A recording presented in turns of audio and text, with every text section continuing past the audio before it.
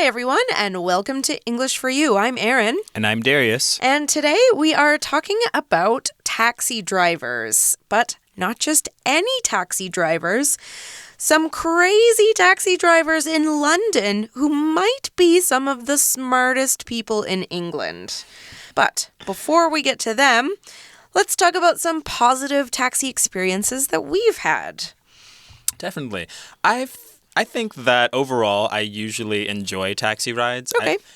Unless there's some type of barrier where I can't exactly say where it is I need to go. But overall, I think the taxi drivers I've been around usually pretty friendly. Yeah. Most of them. Yeah. the same for me. I mean, I've had some bad taxi experiences, but just like everybody does. But as long as I know where I'm going and I get in, usually taxi drivers are happy to chat with me or find out more about where I'm from and that sort of thing. And, often I kind of feel like I've left a taxi with a new friend. Exactly. So, yeah, that's one great thing about the taxi drivers here. I have had one experience where I was kind of afraid because he was driving very quickly. But I got to my destination way ahead of time. So I guess it's a positive and negative. Well, usually when that happens to me, I ask them to slow down because it's my life in their hands, not just their own. And I usually don't take very well to very fast taxi drivers. So I either ask them to stop or pull over if that happens. But luckily, that doesn't happen very often. Okay. Enough about us. Let's get to these taxi drivers in London. Reading.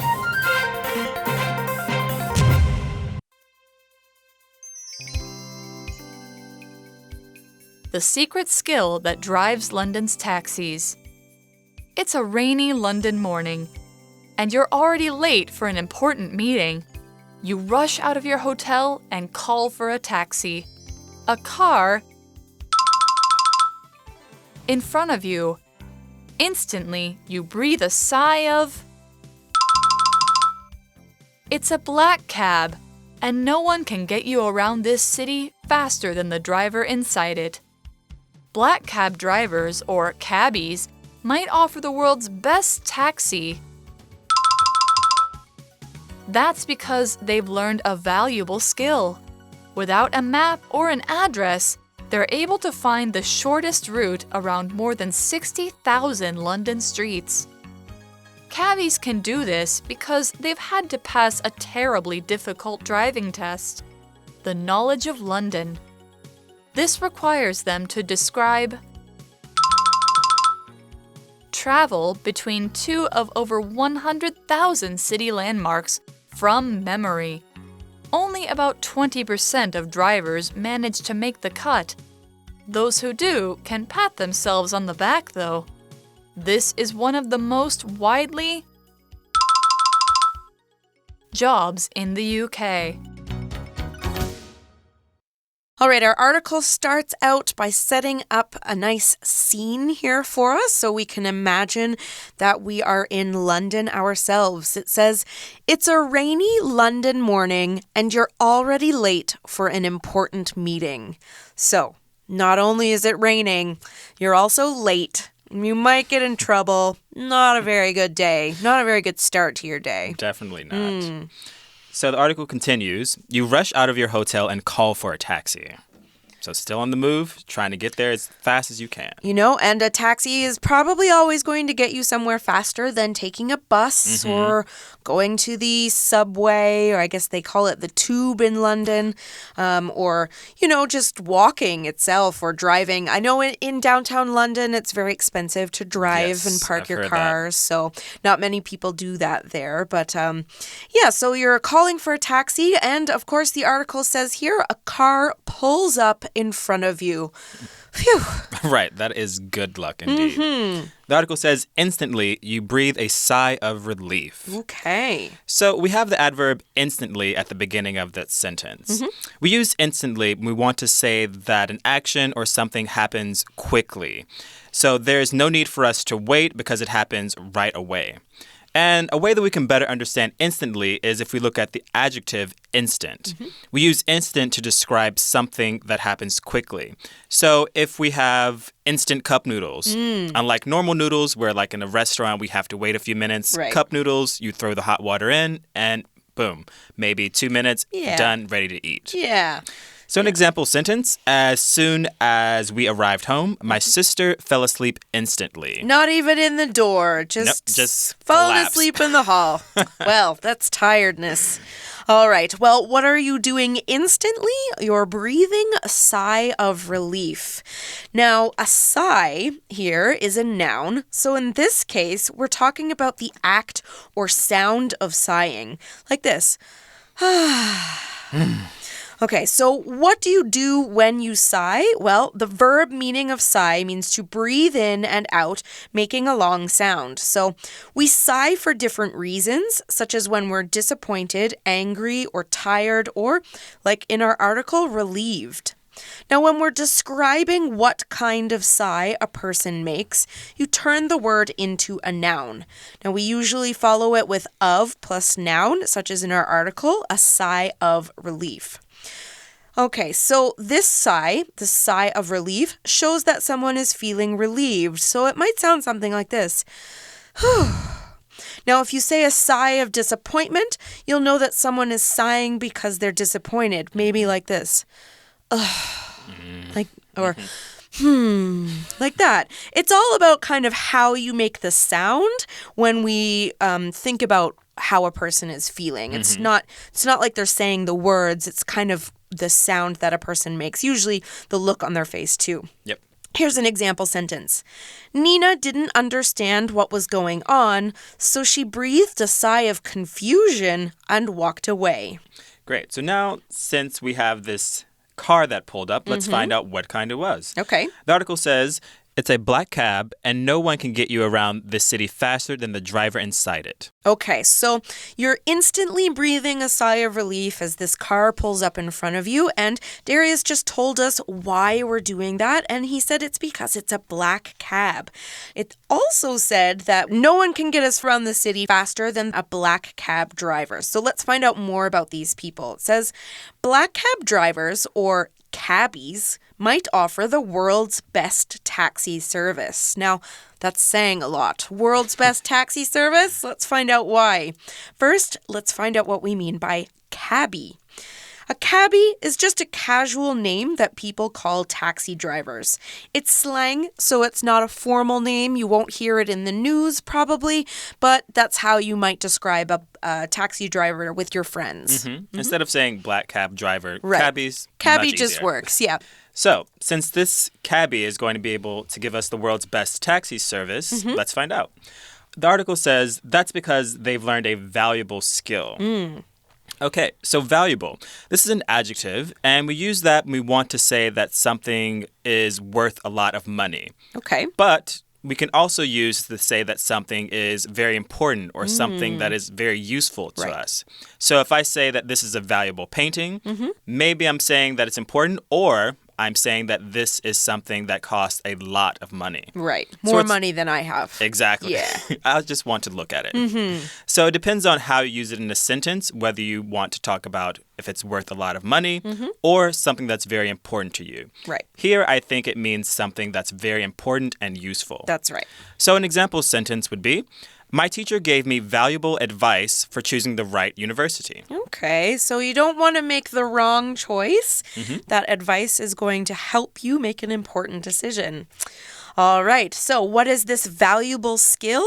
It says here, without a map or an address, they're able to find the shortest route around more than 60,000 London streets. Wow. Now, that's a lot of streets. Yes. More streets than probably we all know combined. I know a few streets pretty a few. well. Just the big ones. Just the big ones and maybe a few small ones. So not that many. All right. So think about this. They have to know how to all of those streets in London. They can't just have an idea of where they are. They need to know all of them. And they need to know the fastest way to get to each one of them. And the word we use to describe that is route. You could also say route both pronunciations are okay. I personally pronounce it as route. So what is a route? It's the way that someone travels between two or more places. Now, one easy way to think about this is to think about a bus you take every day. For example, Taipei's 214 bus travels from Zhanghe to Neihu. Now, it travels on the same roads every time without changing. The trip that it takes is called a route because it's from one place, Zhanghe, to another place, Neihu, and of course back from Neihu to Zhanghe again. Now, you can call this a bus route. A short route is just a way to get somewhere that doesn't take a long time. So, with this cabbie knowing more than 60,000 routes, that's pretty amazing. That's a lot more than I could ever do, I think. Yeah, that's good memory and good practice. Yes. So the article says, cabbies can do this because they've had to pass a terribly difficult driving test, the knowledge of London. Okay, so yeah, now we know that this is not just something they're born with. They got in the taxi and say, okay, I got it. Yeah. They had to prove that they knew all of these routes and how they could go along these routes the fastest way. So we have the word knowledge, and which is a noun. And if we look at the word knowledge, we see the first four letters know. So knowledge are the things that we know, like the ideas, the facts, or even the information that we learn through doing something or even being taught it. This can also be our understanding and what we learn about a certain topic or a subject. Like I have an extensive or a large knowledge of plants. Okay. Maybe because I've been taught this or through my experience in learning it, I've learned a lot about plants. So an example sentence, her knowledge of African history was very shocking. Okay, so I assume that means she knows a lot about African history. Okay. Okay, so cabbies have to pass this really difficult driving test. It's called the knowledge of London. Now, if you ever have to take a test called the knowledge of something, you better know your stuff. Yeah. Okay, so about this test, it says this requires them to describe how to travel between two of over 100,000 city landmarks. From memory. Wow. They can't look at a map. They can't use GPS. They have to know their way between so many places on 60,000 streets. So think about how many city landmarks there are in Taipei, okay? And then just imagine knowing all of the ways to them, all of the shortcuts, all of the ways where you don't get stuck in traffic, where you won't find people riding their bikes on the road, all of the fastest, best ways to do that. And you don't look at your GPS once. Nope. Now, I've been in Taiwan for quite a long time. I've been in Taipei for 4 years. I wouldn't come close. No. GPS is good. I could probably get to from Taipei 101 to Huashan pretty easily. Yeah, that's pretty good. Yeah, but that's about it. So that's my knowledge. All right, so we use the word require. This test requires them to describe how to travel between these places. Now, here we're using the verb require to say that something, like an object or a skill, is necessary. For example, it's necessary for black taxi drivers or cabbies to know more than 100,000 city landmarks without looking at a map. So they just know where Buckingham Palace is and they just know where the Thames River is. They just know it. They don't need a map. Here's another example. Working as an editor, such as an editor at a magazine, requires a strong knowledge of grammar, spelling, and punctuation. Now, if you don't know these things very well, you might not be able to do this job. So these skills are necessary. They are required for the job. Here's another example. Running a long race requires a lot of strength, so make sure you train hard. So in the article, we see that the cabbies need to know over 100,000 city landmarks. Right. So a landmark is a noun, and a landmark can be an object or a place that when people see it, they immediately know where they are. And landmarks can be something natural, like mountains or like even the ocean, or it can be man-made, meaning that humans build or make this landmark. So for instance, Taipei 101 is a man-made landmark. You see Taipei 101, you know where you are. Exactly. You know what neighborhood, you know what's around you. Yep. Or maybe you're in Hualien and you see the Turako Gorge National Park. So you think, okay, I know this is here and I know how to navigate around this space. Right. So maybe you'll see a sign or something that says Turako National Park and you go, okay, I know where I am like, now. I got it. All right. Well, not only do they have to know all of this thing, they need to know it from memory. Now, your memory is your ability to remember things, places, people, experiences, and basically every piece of information that goes into your brain. Now, if you have a good memory, like these cabbies, you can remember a lot of things very easily. But some people have bad memories, and that means they probably forget things a lot. So when you do something from memory, it means you can do it without looking at your notes. You're looking at maps, looking at pictures to help you remember. So maybe you're giving a speech on a stage, and if you are like me, you will need to go up there with all of the words printed out in big letters so you never lose your place. Or you could do it from memory, which means you just go on the stage and you start talking and you know exactly what to say. That's not me. All right. So as an example, we could say Malik can play this song on the guitar from memory. So our article continues, only about 20% of drivers manage to make the cut. So, we have the phrase manage to. Right. We use that when we want to say that someone is able to finish or complete something successfully. And especially when that something is hard or difficult to do. That's right. So if only 20% of drivers manage to make the cut, meaning they managed to pass the Knowledge of London test, that means that they were able to pass this test successfully, knowing that it's very hard. Right. You have to know over 100,000 landmarks. Right. 60,000 routes. And how to get in between them all without looking at a map. Exactly. And that is just, to me, that's crazy. Yeah, all right. Well, you know what? They must go to school to do this. They can't just study at home. Right, just take a book. Oh, okay. Right. Oh, I get it. Okay. Well, I mean, okay. maybe one or two people can do that. Like if you have very what is it? A photogenic memory. Photogenic Graphic. is a photographic memory. It's kind of like you can look at something and sort of take a picture of it with your mind and then just remember that forever sort of thing. Don't have that either. I don't have that either. Those lucky people. But, of course, only 20% of people manage to make the cut or pass the test. All right.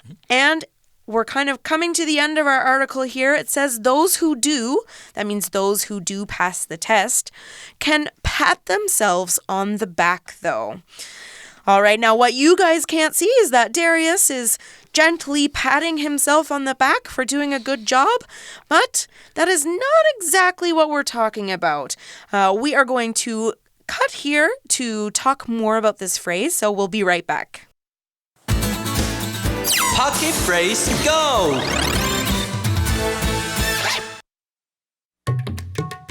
那个可恶的甲方不仅骗了我，之后还一直想把我的神灯给偷走了。幸好呢，我的小猴子阿布聪明伶俐，把神灯又给偷回来啦。我正要给他拍拍手了 ，I pat my monkey on the back， 拍拍他的背，给他鼓励。这引申出来的意思呢，就是表示得到赞赏啦。例如呢，在公司卖命，上班很辛苦哦，做出成绩了。I got a pat on the back from my boss. 我得到了老板的称赞咯。不一定呢是老板真的走过去拍拍你的背，他的意思呢是 I was praised by my boss. 被老板称赞啦，就是这个意思咯。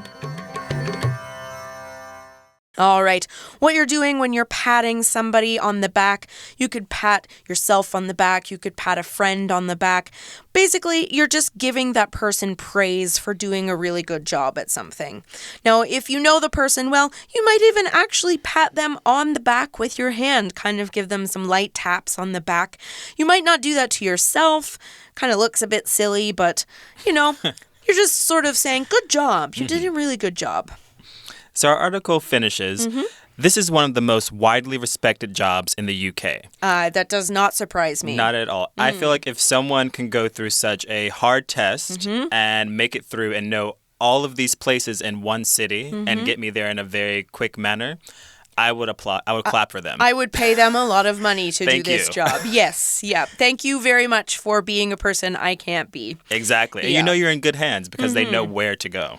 All right. Well, Darius, I guess we are both due for a trip to London. Right. Hopefully we'll have enough money to travel everywhere in black cab taxis.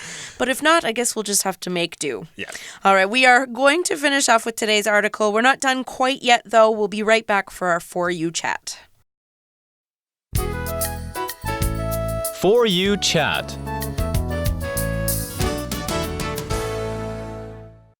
All right, our For You chat question today. What kind of job do you respect the most? Interesting question. I think for me, it would have to be someone maybe in like the service industry or like dealing with customer service, meaning they have to deal with people on a daily basis at all times. That is something I'm not very good with, so I Right. agree with you. Whether you're Yeah. working at a clothing store or in a restaurant, sometimes not all people will be very nice and generous. Yeah, people are mean sometimes. Yes. Yeah. And for those who are able to deal with that and put a smile on and just kind of go on about their work, I think that is amazing because people can be people. Yeah, people can be mean. This is why I work in a small office Yes. with no customers. Don't have to deal with many people at all. Yeah. What All about right. you? I mean, obviously, top of the list are people in the medical industry. They do something I would never even be able to dream understanding. So That is very true. that is probably something I respect a lot. But I guess I would say I have to respect people who further knowledge for others. So teachers, scientists, those who are kind of trying to learn about things and to kind of teach other people who do these things as well. Absolutely. Yeah. So there's lots of jobs out there. Actually, there probably shouldn't be many jobs that you disrespect. I Right. mean, you should even respect the jobs like the people who collect your garbage. I mean, think about that job. If they didn't do it, If they didn't do it, think about how stinky the city would be. Exactly. If you're old enough, you might even remember a time like that in Taiwan. So that is a job that we might not think about very often, but it is a very respectful job. So kind of think about some of these jobs in Taiwan or around the world and which ones maybe don't get as much as attention as they should. Which ones do you respect? But we are out of time, so we'll see you next time. For English for You, I'm Erin. and I'm Darius. Bye-bye. Bye. The secret skill that drives London's taxis. It's a rainy London morning, and you're already late for an important meeting. You rush out of your hotel and call for a taxi. A car pulls up in front of you. Instantly, you breathe a sigh of relief. It's a black cab, and no one can get you around this city faster than the driver inside it. Black cab drivers, or cabbies, might offer the world's best taxi service. That's because they've learned a valuable skill. Without a map or an address, they're able to find the shortest route around more than 60,000 London streets. Cabbies can do this because they've had to pass a terribly difficult driving test, the knowledge of London. This requires them to describe how to travel between two of over 100,000 city landmarks from memory. Only about 20% of drivers manage to make the cut. Those who do can pat themselves on the back, though.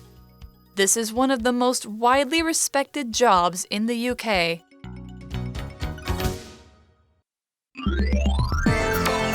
Vocabulary Review. Instantly. Since she was very tired, Tara climbed into bed and instantly fell asleep. Sigh. George let out a sigh as he realized he couldn't afford to go on vacation. Valuable. Speaking English is a valuable skill for people who want to work at large foreign companies. Knowledge. Ryan makes a great tour guide because he has so much knowledge of the city's history. Require. Foreigners are required to get a special travel permit to visit some parts of China. Memory. When it comes to names, Nathan doesn't have a very good memory. He's always forgetting them. 智慧小补帖 Cabby. Route. Route. Landmark.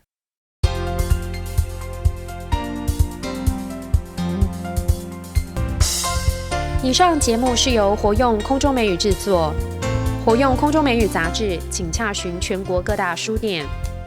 如欲索取试听教材，请来电02-2364-4000 02-2364-4000，或上网查询，网址是 www.english4u.net www.english4u.net